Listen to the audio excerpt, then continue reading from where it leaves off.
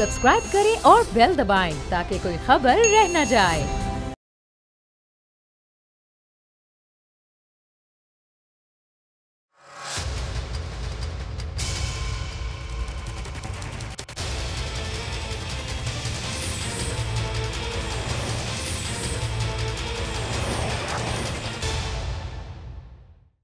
अस्सलाम वालेकुम, आप देख रहे हैं प्रोग्राम बस बहुत हो गया। मैं हूं अरबाब जहांगीर। नून लीग की रहनुमा मरियम औरंगजेब ने आज अपनी प्रेस कॉन्फ्रेंस में एक बार फिर हुकूमत पर तनकीद की। कहा कि अवाम महंगाई के झटकों को आखिरी समझें। बिजली, गैस और अद्वियात महंगी करना इस हुकूमत के आखिरी ऐलानात हैं, क्योंकि अब यह हुकूमत जाने वाली है।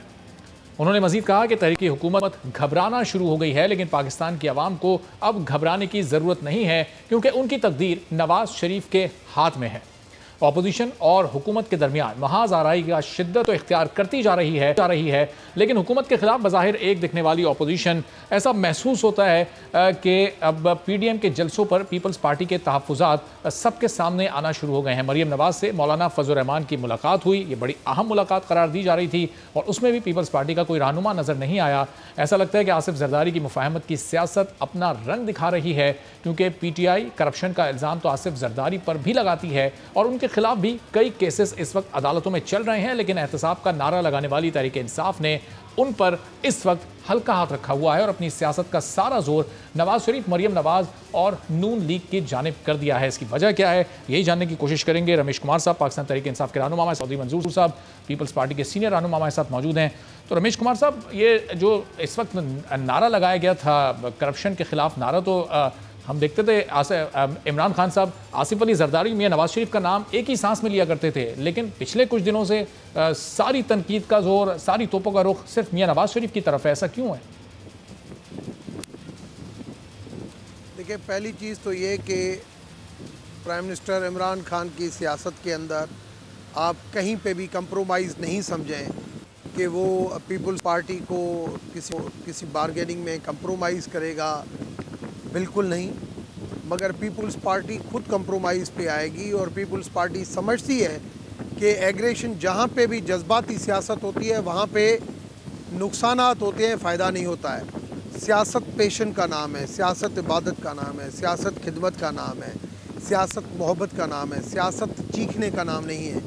जिस किस्म की बात की जा रही है, जो अंदाज़ मियाँ साहब की तरफ से बाहर बैठ के जो अंदाज़ा आप देखें, जो जिस लैंग्वेज में उन्होंने बात की, मैं समझता हूँ ये मुनासिब नहीं है। लोग हिस्ट्री से सीखते हैं, मगर पता नहीं क्यों नहीं हिस्ट्री से।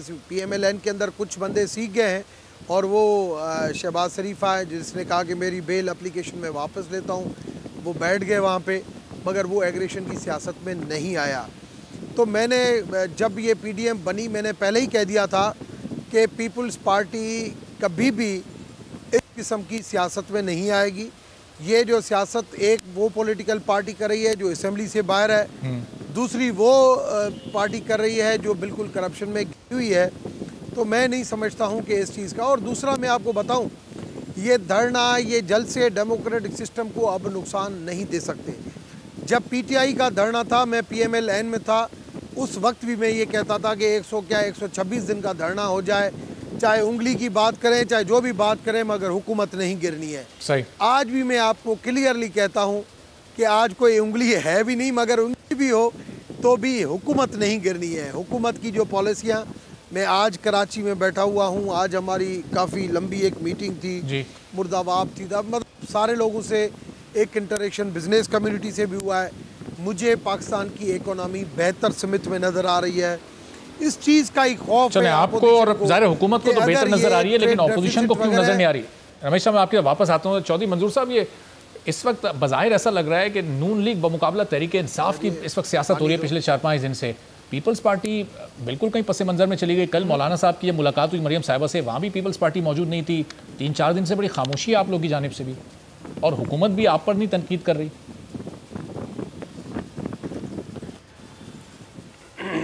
अच्छा, बहुत शुक्रिया। ये अच्छी ख्वाहिश है आप लोगों की जिसका इजहार आप कर रहे हैं। ये कोई ख़बर नहीं है, ये ख्वाहिश है। और ये मैं कल से देख रहा हूँ। मैं चूँकि सीनियर सियासी कारकुन हूँ, मैं स्टूडेंट दौर से लेकर आज तक एक सियासी कारकुन के तौर पर काम कर रहा हूँ। तो ये इस किस्म की बातें, एक ही सवाल हर एंकर क्यों कर रहा है? मुझे तो ऐसे लगता है जैसे ये सवाल कहीं से दिया गया हो, किसी ने फीड किया हो कि यही सवाल बार बार पूछना है। मुझे ये बताएं कि ये एपीसी बुलाई किसने थी? पीपल्स पार्टी ने बुलाई थी। एपीसी के लिए 6 महीने कोशिशें किसने की? पीपल्स पार्टी ने की। इससे पहले लाहौर में कल मौलाना साहब उनसे मिले, उससे पहले 2 बार मौलाना साहब उधर कराची में जाकर मिले, वहाँ पे तो नून लीग नहीं थी। ये क्या बात हुई? हम पार्टियां आपस में भी मिल सकते हैं, मुख्तलिफ रहनुमा मुख्तलिफ लोगों में के साथ मिल सकते हैं। तो इसका मतलब ये लिया जाएगा कि हम पीडीएम छोड़ गए? हमने जिन्होंने इतनी मुश्किल से बनाई वो क्यों छोड़ेंगे? सवाल दूसरा ये है कि डॉक्टर साहब अभी फरमा रहे थे कि वो नून लीग की हुकूमत उस वक्त नहीं गिरी थी, तो डॉक्टर साहब आप जिस हुकूमत में थे वो 2/3 मेजॉरिटी पे थी, और ये तो मांगे तांगे की हुकूमत है। ये तो 2 जलसों की मार है। जब प्रेशर बढ़ा तो ये जो बैसाखियाँ नीचे दी हुई हैं इस हुकूमत के, वो गिर गई, तो ना आपकी बलूचिस्तान की हुकूमत बचेगी, ना पंजाब की हुकूमत बचेगी, ना फेडरल गवर्नमेंट की हुकूमत बचेगी। अलाइज आपसे पहले नाराज़ हैं, कोई इधर रूट कर बैठ जाता है, कोई उधर रूट कर बैठ जाता है, कोई वोट नहीं देने आता, कोई खाने पे नहीं आता। हालत तो ये है, ये कहीं की ईंट कहीं का रोड़ा, भानुमती ने कुनबा जोड़ा। दूसरी बात ये है कि क्या जो करप्शन की बात कर रहे हैं, तो क्या करप्शन पीटीआई के दौर में नहीं हुई? क्या मालम जबा पे एनआरओ नहीं दिया हुआ? क्या बीआरटी पे एनआरओ नहीं दिया हुआ? क्या सुनामी ट्री पे एनआरओ नहीं दिया हुआ? क्या फेक स्टूडेंट्स पे नहीं दिया हुआ? खैबर बैंक पे नहीं दिया हुआ? चीनी पे नहीं दिया हुआ? आटे पे नहीं दिया हुआ? इन्होंने ये दवाइयों पे नहीं दिया हुआ? कहाँ पे नहीं दिया हुआ एनआरओ? जहांगीर खान तरीन को नहीं दिया हुआ? किस किस को नहीं दिया हुआ एनआरओ?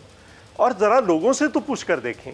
ये परसों जो मुजाहरा हुआ है इधर, मैंने तो अपनी ये पिछले 10-15 साल में वकला तहरीक के बाद इतना बड़ा इकट्ठ इस्लामाबाद में मैंने नहीं देखा। उसको पीडीएम लेकर आई थी। लोग खुद रौ तरीके से आ रहे हैं लोगों से। अब आप किसी अपने, ये जो कैमरा मैन बैठा है मेरे सामने, उससे तो पूछ कर देखें किस भाव तुल रही है। ठीक है, लेकिन बेचारों का जो घर का किराया देते हैं तो जो मौजूदा हालात नजर आ रहे होते हैं, गैस का बिल नहीं दिया जाता, पेट्रोल नहीं डलवाया जाता, सूरत हाल पर सवाल किया जाता है, महंगाई ने लोगों की जान निकाल दी, और ये बैठकर ये यहाँ पे बैठकर बांसुरियां, अमन की बांसुरियां बजा रहे हैं।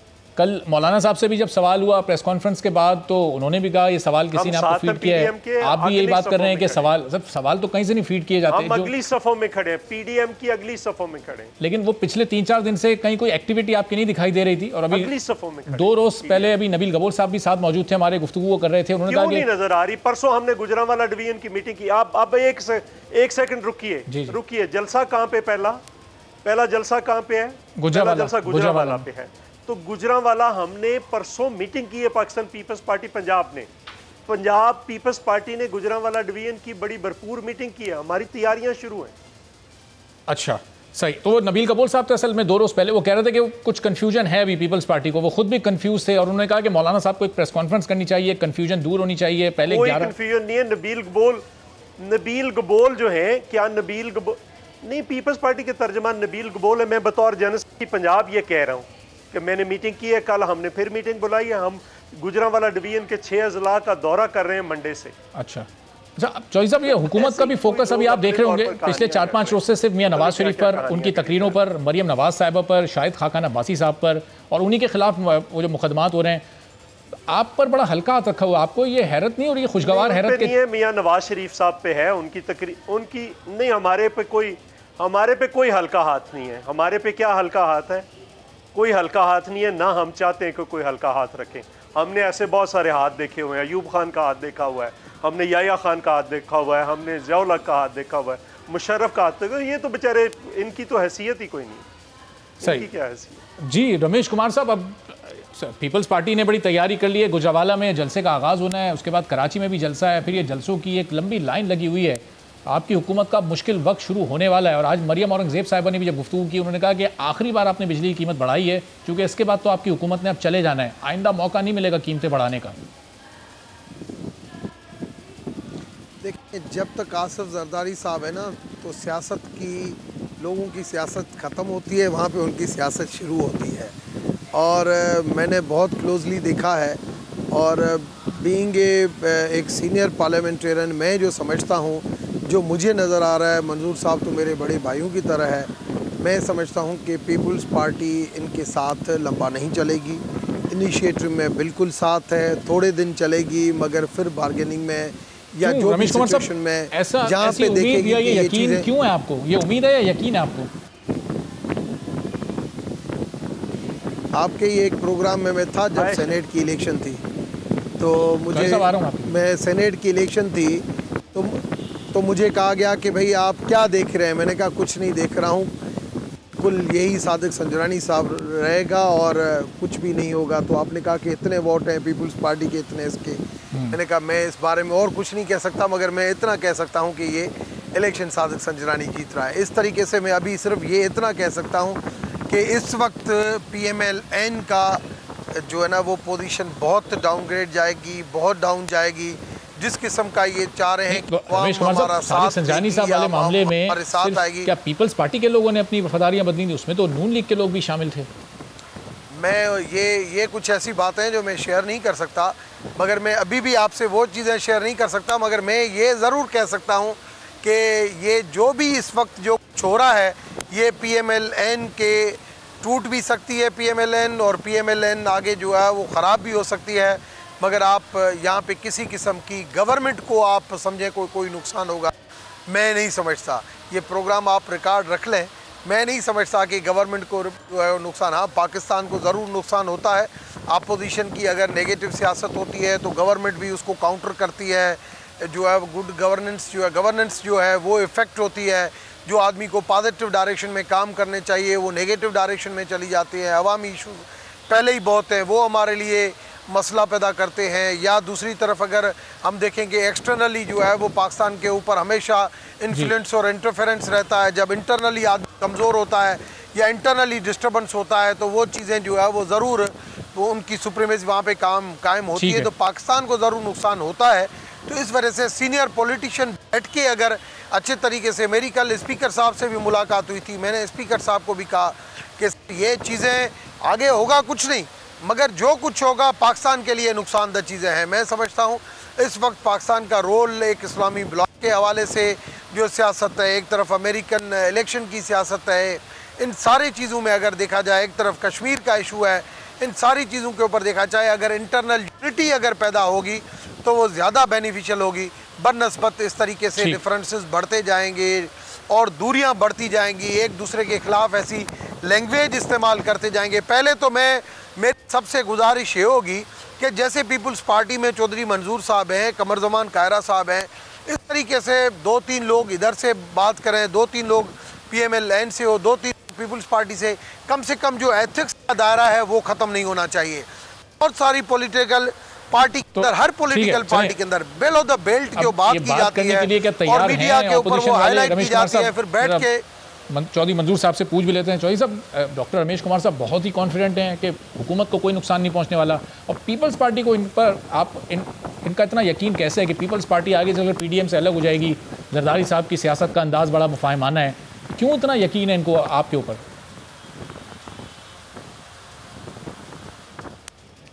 एक तो ये जब मैं 2002 में मेंबर था तो जब जमाली साहब जाने लगे, उनसे एक दिन पहले प्रेस वालों ने पूछा कि सुना है आपकी हुकूमत जा रही, उसने कहा मैं तो कहीं नहीं जा रहा, मैं तो बहुत मजबूत हूँ, मैं तो बैठा हुआ हूँ। तो अगले दिन उन्होंने इस्तीफ़ा दे दिया था। ये ऐसी बढ़ के मारते हैं। सवाल ये है कि इनका तो इंग्रेडिएंट्स के अंदर प्रॉब्लम्स हैं। इनके 22 बंदे तो इनके वोट नहीं दे रहे थे PTI के बजट के अंदर, ना काफली खाने पे गई, ना एक की तादी छोड़ गई है, MKM रोज़ रूट कर बैठ जाती है।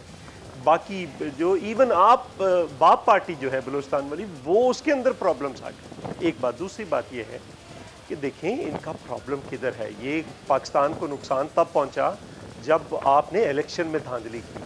पाकिस्तान को नुकसान तब पहुंचा जब आपने सेनेट के इलेक्शन को ख़राब किया, अपने लोगों को ख़रीदा, उनके ज़मीरों को ख़रीदा। ये कोई अच्छी बात है कहने वाली कि ये उन्होंने नहीं हारेगा? अगर ये आपने वहाँ पे लोगों की वफ़ादारियाँ तब्दील कराई हैं किसी भी जबर से, किसी भी तरीके से, तो ये कोई सीने पे हाथ मार के कहने वाली बात है? ये तो ऐसी बात है, शर्मिंदगी वाली बात कि आप लोगों ने ये किया। दूसरी बात ये है कि देखिए मसला ये है कि आपने जेलों में भेजना है, भेजें, हम तैयार हैं जेलों में जाने के लिए। MRD की मूवमेंट ज़रा तारीख पढ़े ना, MRD की मूवमेंट में फर्स्ट टीयर जो लीडरशिप थी वो जेलों में थी, सेकंड टीयर लीडरशिप जेलों में थी। हम स्टूडेंट थे उसमें, हमने सारी तहरीक चलाई। तो अब भी चला लेंगे, जेलों में भेजना है भेजें, लेकिन सवाल ये है कि आप जो लोगों से वादे करके आए थे वो तो पूरे करें। कोई एक वादा ही पूरा करें। चलो वो कर्जा नहीं लूँगा, खुदकुशी कर लूँगा, वो ही वादा पूरा कर लें। चलो लोग कोई यकीन तो कर लें आप पे कि कोई तो वादा आप पूरा कर रहे हैं। कोई एक वादा बताएं पूरा किया। आपने कहा था मुझे 100 दिन दे दे, फिर कहा था 90 दिन दे दें, 100 दिन। पार्लियामेंट के अंदर जो 6 महीने अपोजिशन की जमातों का ट्रैक रिकॉर्ड है, शायद वही हुकूमत के एतमाद की वजह है। सादिक संजरानी साहब भी रिटेन रहे, फैक्ट ऑफ बिल्स भी मंजूर हो गए, बजट भी जिसमें आप कह रहे हैं कि तहरीक इंसाफ के लोग खुद वोट देने को तैयार नहीं थे, लेकिन फिर भी बजट भी पास हो गया। तो वो पार्लियामेंट में चूंकि हुकूमत अपोजिशन को शिकस्त देती आई है, तो इसलिए शायद इस तहरीक को भी इतना सीरियस ले नहीं रहे। अगर जो पीछे कुव्वत है जो ये करवाती है ऊपर प्रेशर तो उस पे है, और लगे हाथ इमरान खान ने भी अपना वो देखा कि ताव है तो मैं भी अपनी रोटी लगा लूँ।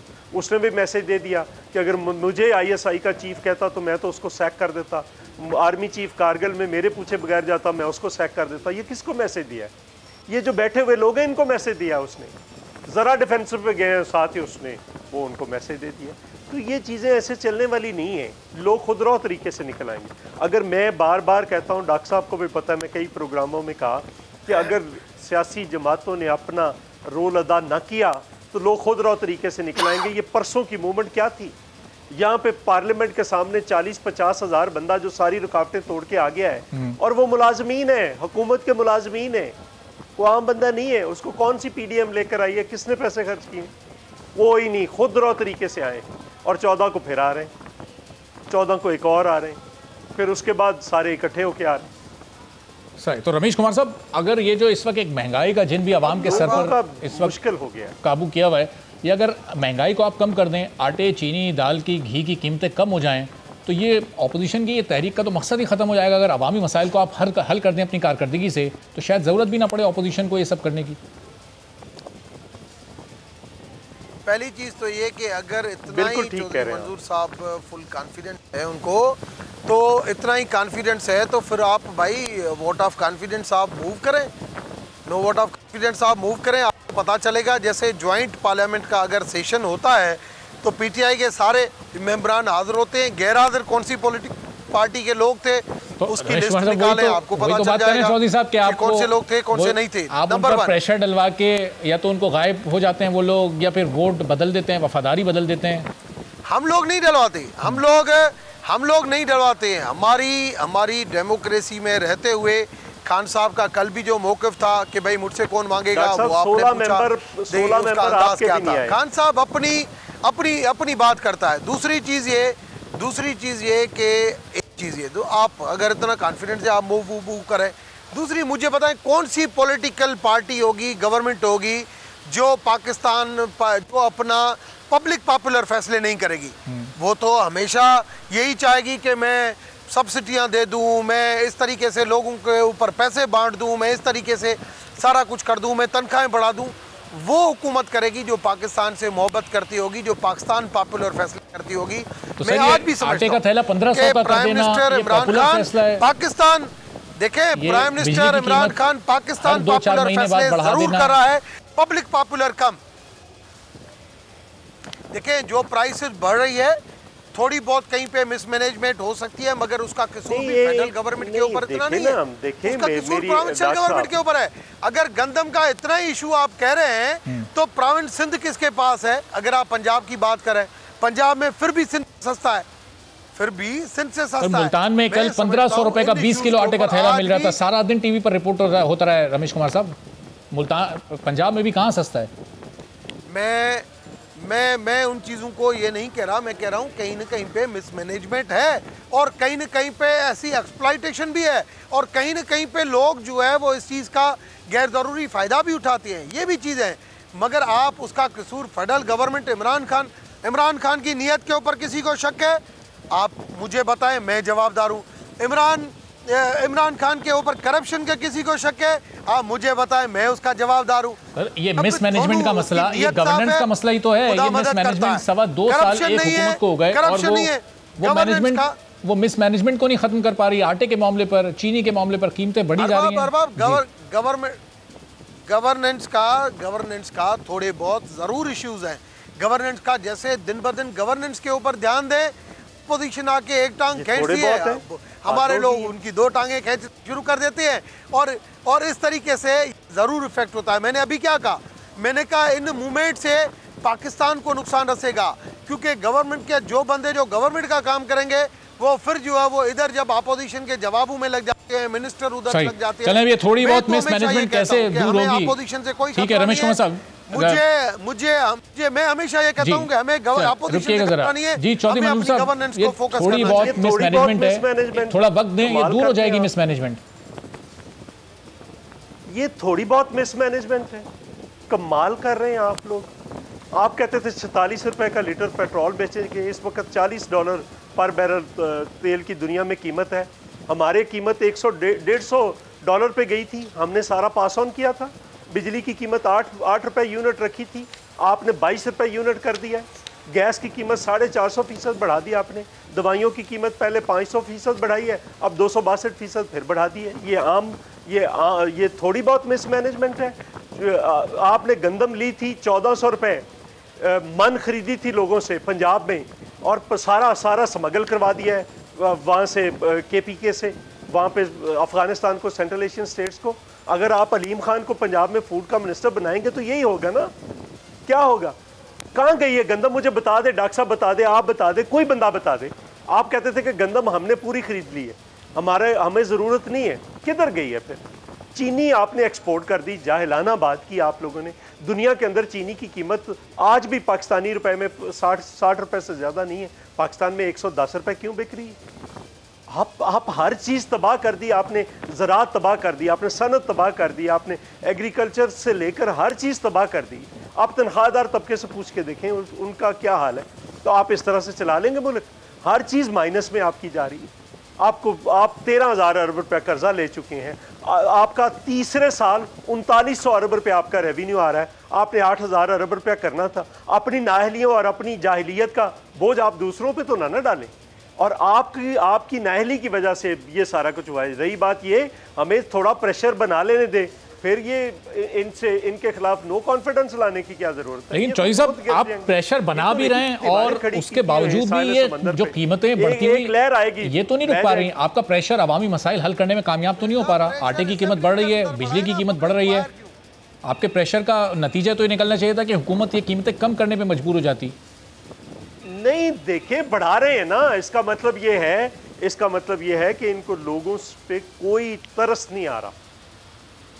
इसके बावजूद भी अब बढ़ा लिया ना जितना बढ़ाना है। अब तबाही की तरफ जा रहे हैं। ये सारा कुछ जो कुछ लेकर जा रहे हैं, ये बर्बादी की तरफ लेकर जा रहे हैं, इंटरनेशनली बर्बादी की तरफ। आपको ना OIC में कोई पूछता है, आपके पास इतने वोट नहीं ले सके आप कि आप ह्यूमन राइट्स कमेटी के अंदर 54 में से 1/3 वोट लेकर अपना ह्यूमन राइट्स में केस ही पेश कर दें, वो भी नहीं कर सकते। अब कहाँ पे कामयाब हुए हैं? कश्मीर आप दे बैठे। सही रमेश कुमार साहब, बिल्कुल चौधरी साहब ये बात तो बिल्कुल सही कह रहे हैं कि लोगों पे तरस तो इस हुकूमत को नहीं आ रहा। 3-4 चीजों की कीमतें मैं जरा आपको बताऊं। 2 साल पहले आटे का थैला 700 रुपए का हुआ करता था, जो 1500 का पहुंच गया। 55 रुपए की चीनी हुआ करती थी, जो अब 105 पे पहुंच चुकी है। 110 रुपए किलो घी मिला करता था, जो अब 220 से ही बढ़ चुका है। ये वो बुनियादी जरूरत की चीजें हैं जो रोजाना हर घर में इस्तेमाल होती हैं। मैं आपको क्या करना है, करप्शन की बात है, ये जो चीजें है ना, चाहे गंदम है, चाहे चीनी है, कुछ पॉलिसी मेकर जरूर होते हैं, मगर आपको पता चल जाएगा करप्शन का। चौधरी साहब मेरी बात सुने। चौधरी साहब, पहली चीज तो ये कि कुछ चीजें जो मार्केट की होती हैं वो अपनी स्पेस, अपनी प्राइस खुद बनाती है। गवर्नमेंट उन चीजों को फिक्स करना भी नहीं चाहिए, नंबर 1। फिर भी पॉलिसी के कुछ इश्यूज जरूर होंगे, मगर आपने जो नियत की बात की, मैं समझता हूं कि प्राइम मिनिस्टर की गरीब लोगों के लिए नियत ऐसी है। आपने एहसास प्रोग्राम देखा जिसकी दुनिया तारीफ कर रही है कि एहसास प्रोग्राम क्या है, और उसकी नियत को देख के खुदा ने खुद अपनी ब्लेसिंग दिखाई कि कोविड के अंदर आप सारे लोग कौन सा एहसास प्रोग्राम है? आप सारे लोग ऐसे सोच रहे थे कि कोविड में ये हो जाएगा, मगर खुदा ने कहा कि भाई इसके कैप्टन की जो नियत है वो ऐसी है कि इस कोविड को पाकिस्तान से जो है निजात दिला दे। मैं समझता हूँ कि आज भी अगर आप अवाम के लिए अगर आप चाहते हैं, बिल्कुल चाहते हैं, सियासत नहीं, अगर अवामी इश्यूज के ऊपर आप चाहते हैं कि डिस्कस हो, पार्लियामेंट के अंदर बैठे, पार्लियामेंट्री डेमोक्रेसी को आप आगे बढ़ाएं। इधर रोडों की सियासत के ऊपर जबकि कोविड बढ़ रहा है और इधर से आप स्मार्ट लॉकडाउन का सोच रहे हैं, साउथ के अंदर आपकी स्मार्ट लॉकडाउन चल रहा है कराची में, इधर से आप बोल रहे हैं कराची में हम जलसा करेंगे। कैसे आप जलसा करेंगे लॉकडाउन में? आप ये इन सूरत हाल में कोविड में मना लोगों को आप रिस्क में डालेंगे अपनी ज़ात की खातिर। ये देखें गलत पॉलिसियां हैं, ऐसी चीज़ें नहीं होनी चाहिए। ठीक है, एक ब्रेक लेते हैं यहाँ पर। ब्रेक के बाद जब वापस आएंगे तो चौधरी मंजूर साहब, डॉक्टर रमेश कुमार साहब हमारे साथ मौजूद हैं।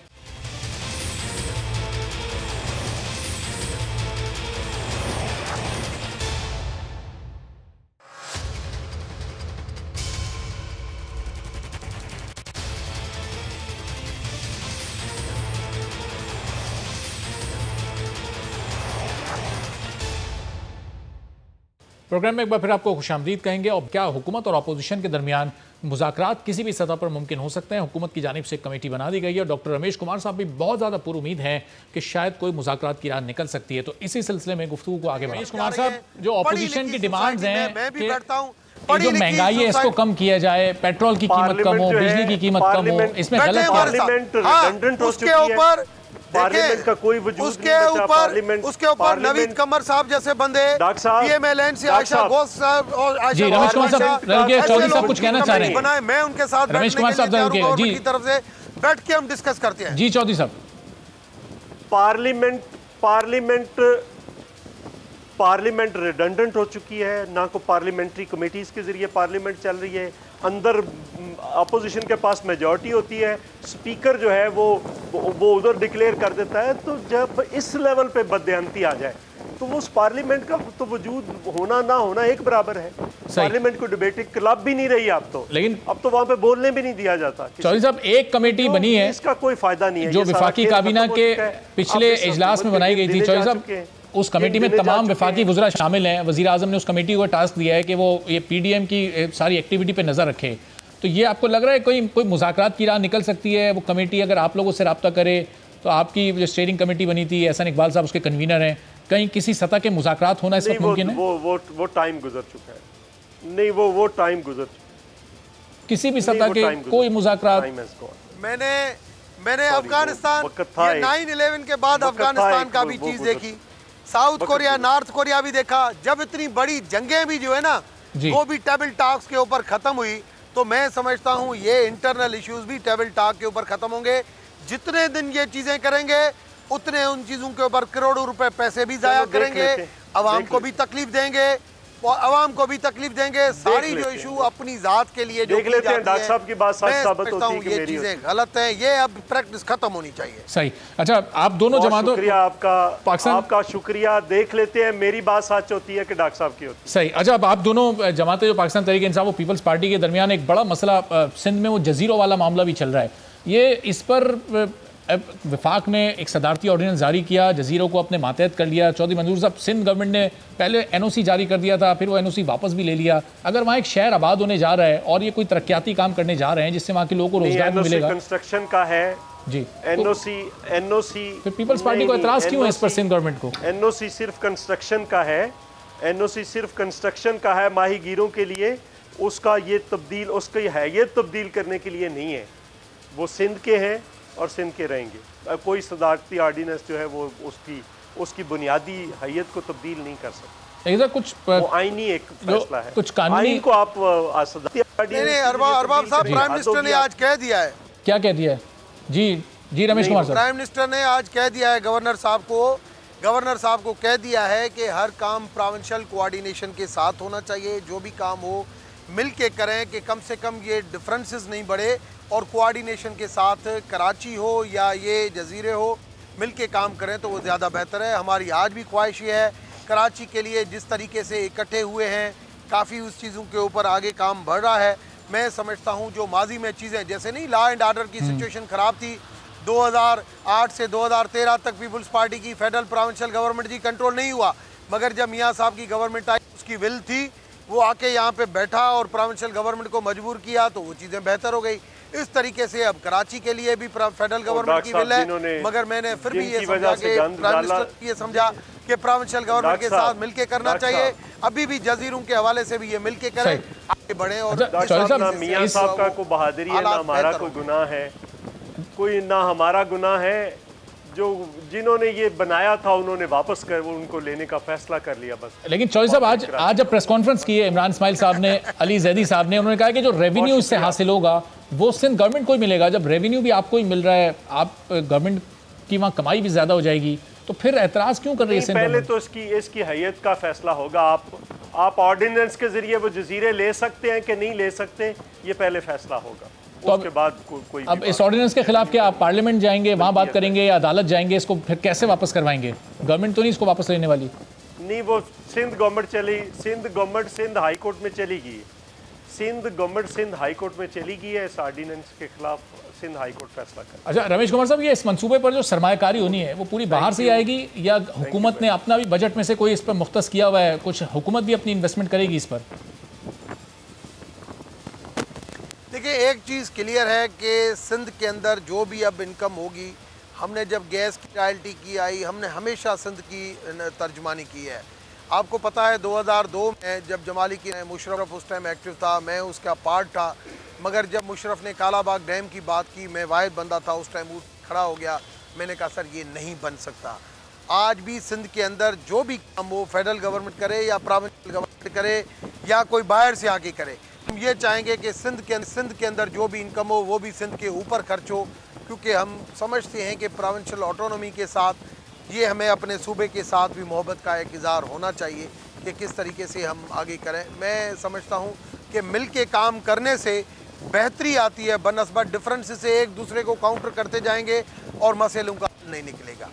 तो रमेश कुमार साहब, मैं तो इस चीज़ में हूँ, और कम से कम पहली चीज़ तो ये एथिक्स से नहीं हटके बात होनी चाहिए। मिलकर काम करने पर जब अब इत्तेफाक हो गया है, तो फिर जब अली जैदी साहब ने दुबई में कंपनी से मुआहदा किया था, एमआर कंपनी थी, उससे पहले सिंध गवर्नमेंट को एतमाद में ले लेते, जॉइंट वेंचर के तौर पर इसका आगाज़ करते, फिर वो अकेले चले गए, मुआहदा भी कर लिया, और फिर अब मिलकर जब उन्होंने एतराज़ किया तो फिर मिलकर काम करने की बात हो रही है। देखिए, कुछ चीज़ें हमारी तरफ से भी मैं मानता हूं कि थोड़ी सी जल्दबाजी में हो जाती है। मैं पहले भी ये कहता हूं, आज भी ये कहता हूं कि एक हाथ से ताली नहीं बजती, दोनों हाथों से बजती है। कुछ गलतियां हमारी होंगी, कुछ गलतियां उनकी होंगी।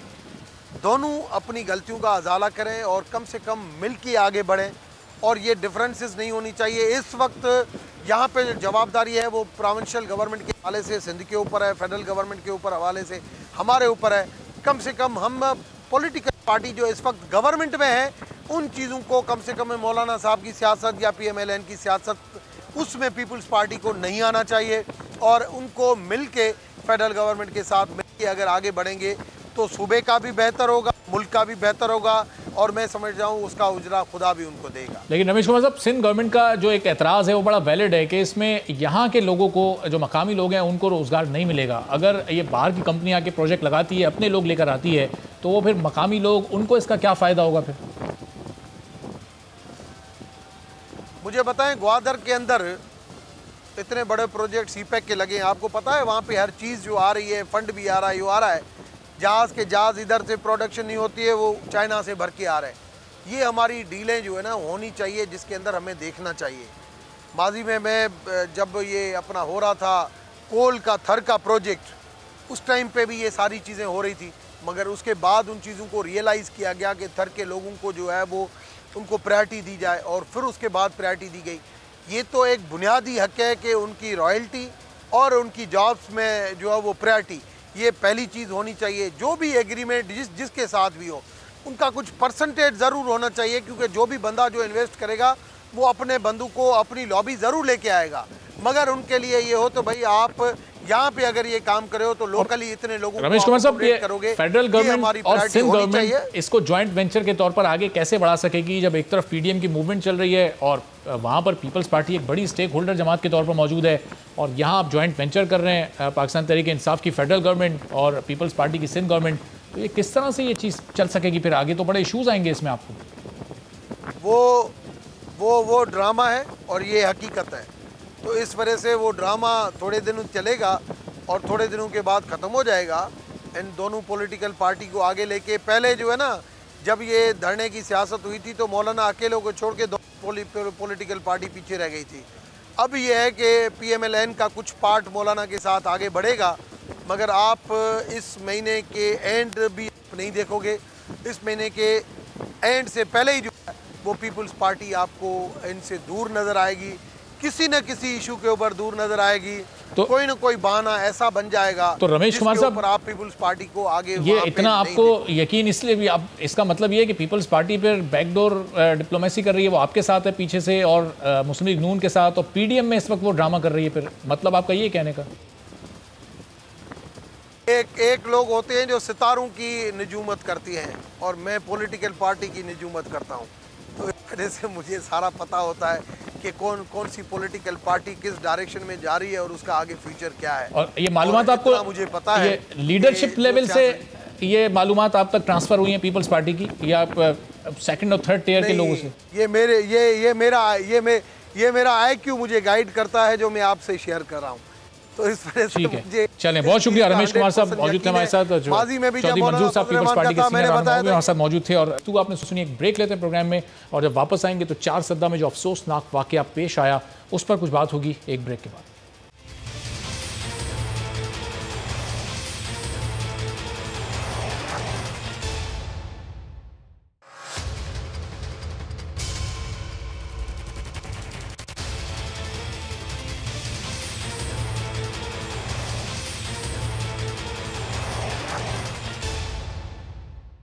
प्रोग्राम में एक बार फिर आपको खुशामदीद कहेंगे, और हम गुज़िश्ता महीने कराची में ज़्यादती के बाद कत्ल होने वाली नन्ही मरवा के वाक़ये को अभी भूले भी ना थे कि 4 सद्दा में एक और दिल दहला देने वाला वाक़या हो गया। जुब्बा कोरोना के इलाके में 2.5 साल की बच्ची को ज़्यादती के बाद कत्ल कर दिया गया। पुलिस का कहना है कि खेतों से 2.5 साल की बच्ची की लाश मिली, जिसे अगवा करके ज़्यादती का निशाना बनाया गया और फिर बेदर्दी के साथ कत्ल कर दिया गया। DHQ 4 सद्दा की मेडिकल ऑफिसर ने बच्ची के साथ ज़्यादती की तस्दीक कर दी है और कहा है कि बच्ची को बेरहमाना तरीके से कत्ल किया गया है। DPO के मुताबिक 2.5 साला बच्ची को 6 अक्टूबर को अगवा किया गया, जिसकी लाश अगले रोज़ मिली। बच्ची के वालिद का यह कहना है कि उनकी किसी के साथ कोई दुश्मनी नहीं है। वज़ीर आला खैबर पख्तूनख्वा महमूद खान ने इस वाक़ये का नोटिस लिया तो पुलिस भी हरकत में आई और कुछ मुश्तबा अफराद को भी हिरासत में लेने की इत्तलात हैं। लेकिन जाए वक़ुआ जुब्बा कोरोना पर पेशावर और 4 सद्दा पुलिस के दरमियान हुदूद का तनाज़ा भी पैदा हुआ और अब महकमा रेवेन्यू का अमला सर्वे करके हुदूद का तयन करेगा, जिसके बाद केस में मज़ीद कार्रवाई की जाएगी। इस सारी सूरत हाल पर बात करते हैं। इस वक्त हमारे साथ मकतूल बच्ची ज़ैनब के मौजूद हैं फ़ज़ल रहीम, उनसे इस बारे में मज़ीद जानते हैं। फ़ज़ल रहीम, ये बताएगा ये वाक़या कैसे पेश आया, कब पेश आया, आपको किस तरह से इत्तला मिली? यार ये तो 2 दिन पहले लापता हो गए, दोपहर 12 बजे तकरीबन लापता हुए। फिर उन लोगों ने इधर उधर देख लिया, लेकिन वो नहीं मिल रहा था। फिर उसने थाने ने FIR भी किया है। तो फजल ये बताएगा कि फिर पुलिस वालों ने आपके साथ इस पूरी सूरत हाल में ताउन किया? अदम ताउन की शिकायत तो नहीं आपको पुलिस से?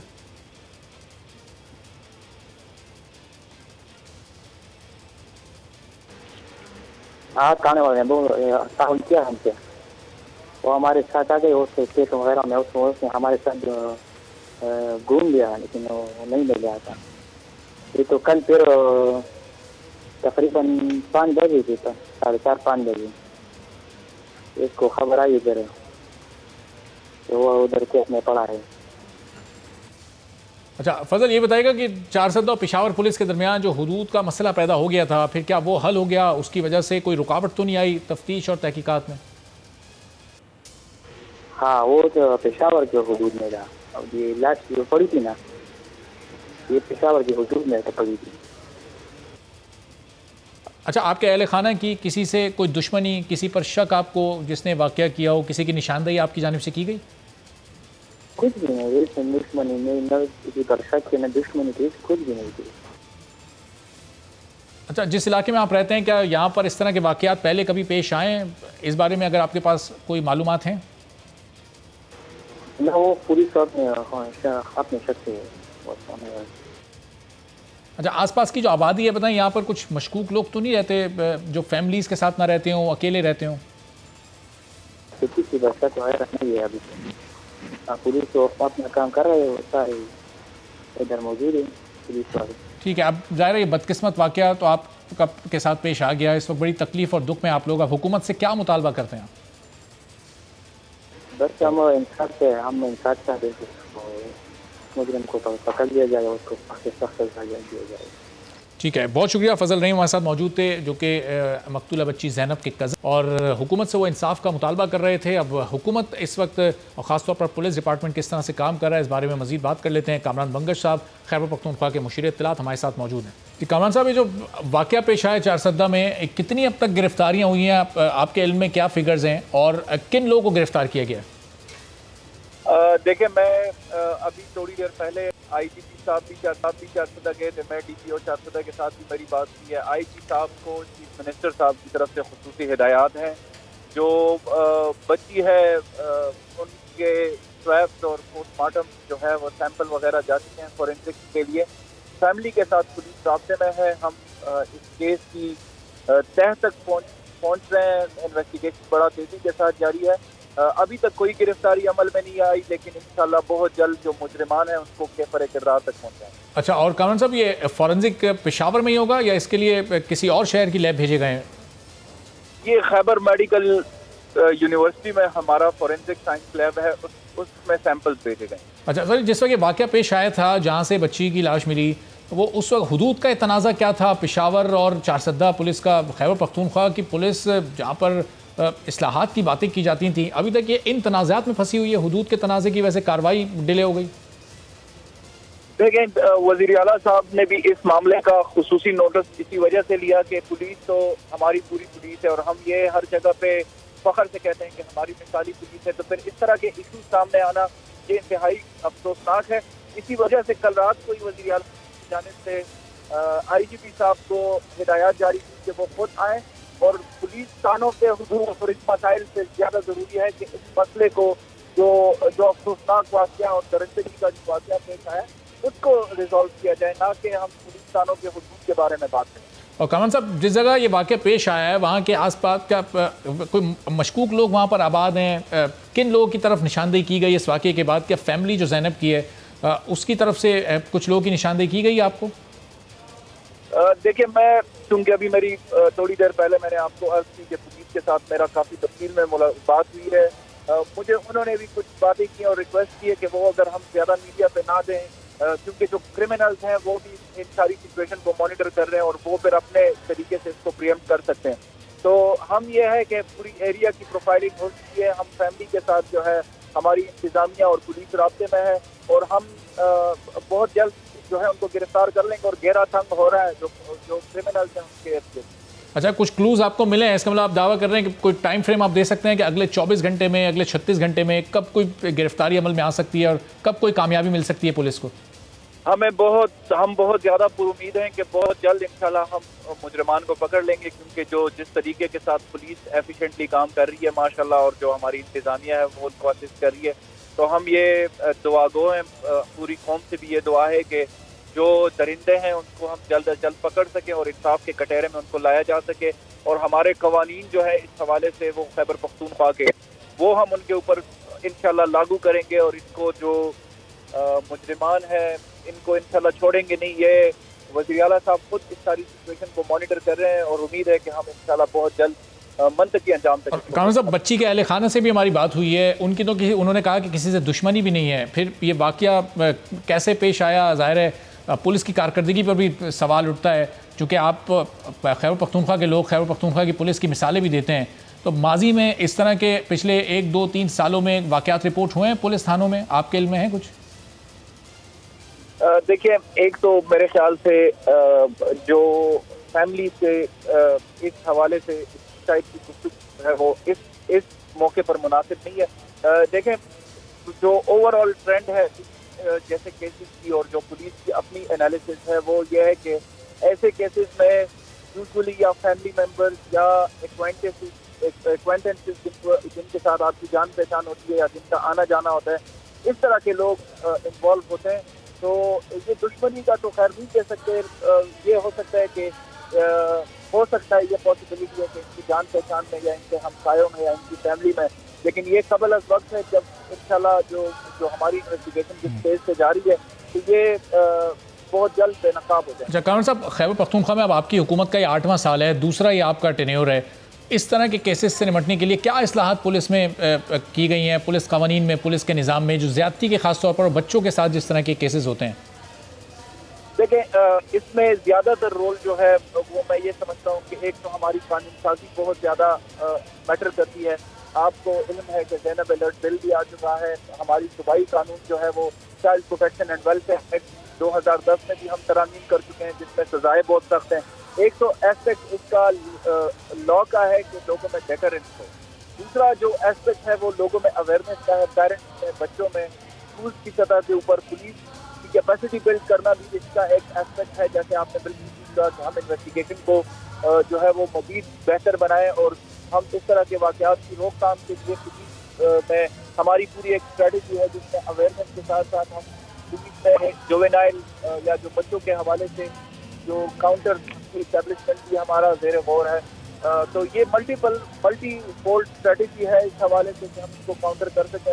और खैबर हुकूमत अल्हम्दुलिल्लाह इस सिलसिले में एडवांस स्टेज पर है, लेकिन अफसोसनाक वाक़या है ये।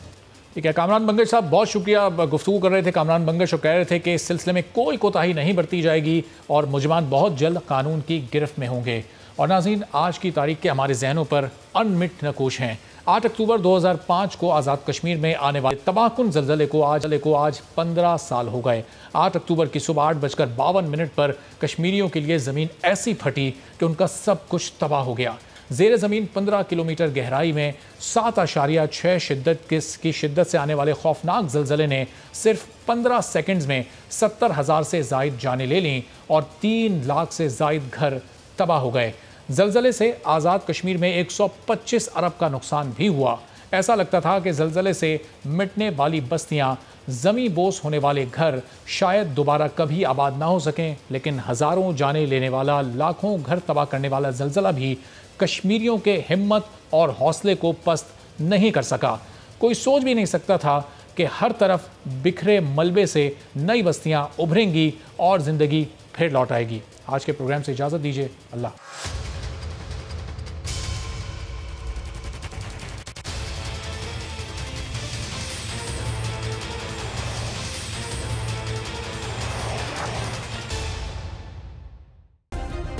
सब्सक्राइब करें और बेल दबाएं ताकि कोई खबर रह न जाए।